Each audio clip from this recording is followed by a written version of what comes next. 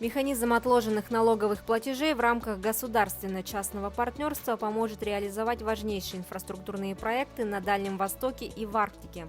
Такое мнение выразил доцент кафедры государственного управления и публичной политики Института общественных наук РАН ХИКС, координатор экспертного совета проектного офиса развития Арктики Александр Воротников.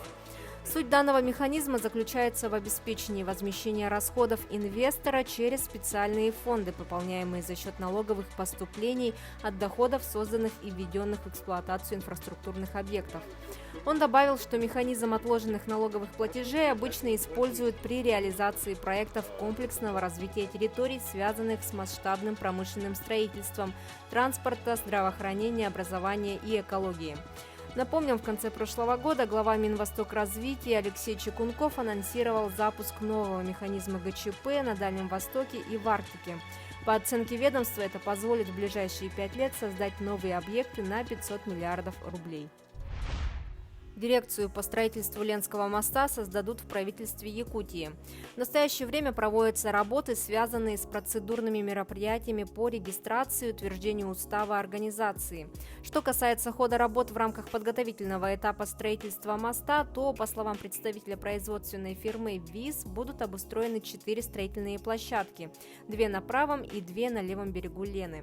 Строительство планируется начать с 4-й площадки, где будет возведен стартовый городок с общежитиями для размещения строителей.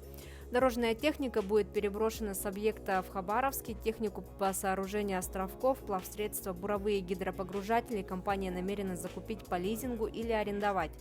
На начальном этапе на строительство будут привлечены порядка 500 человек, их количество по мере работ будет увеличиваться. В связи с пандемией ковида на строительных площадках обустроят карантинные зоны, обсерваторы и ведут пропускной режим. В Якутии утвердили размер коэффициента индексации минимального размера арендной платы за пользование лесным участком. Так, по договорам аренды лесного участка, находящегося на территории республики, к арендной плате подлежит применению коэффициент 1,5. Отмечается, что он будет применяться в отношении новых договоров аренды лесного участка для геологического изучения недр, разведки и добычи полезных ископаемых, строительства и эксплуатации водохранилищ, гидротехнических сооружений, морских портов и терминалов речпортов-причалов. Также это коснется участков, арендованных для строительства, реконструкции, эксплуатации линейных объектов и осуществления видов деятельности в сфере охотничьего хозяйства. Порядка 425 сотрудников Якутугля прошли курсы повышения квалификации. Для работы на разряде Нерюнгринский обучили 120 человек, на обогатительной фабрике Нерюнгринская – 96 сотрудников. Автобаза для работы с технологическим транспортом подготовила 117 профессионалов, отдел качества продукции – 30 человек. Аттестацию по охране труда прошел 51 сотрудник.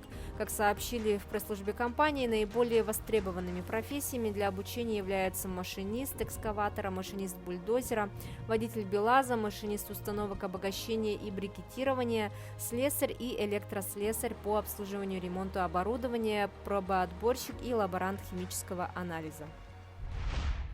Компания «Высочайший» продаст Лантобанку 2356 килограммов золота. Соответствующий договор стороны заключили в конце декабря прошлого года. Драгоценный металл недропользователь реализует в стандартных или мерных слитках. Ориентировочный размер сделки в денежном выражении составил свыше 10,5 миллиардов рублей, говорится в документации к договору. Это порядка 26,77% балансовой стоимости активов золотодобытчика по состоянию на 30 сентября прошлого года. Поставить золото покупателю «Высочайший» должен в срок до 31 декабря 2021 года. Отметим, что «Высочайший» ведет работы по добыче золота в Иркутской области и в Алданском районе Республики Саха-Якутия. В Якутии выделят 88 миллионов рублей для выплат компенсации обманутым дольщикам. Средства пойдут на выплаты компенсации 47 дольщикам по 42 договорам участия в 4 домах, которые возводила ООО «СПФ Черов ИК». По данным пресс-службы регионального Минстроя, среди 47 дольщиков, которые получат выплаты, насчитывается 7 человек, пострадавших от двойных продаж. Как отметили в ведомстве, 2 дома из 4 будут достроены.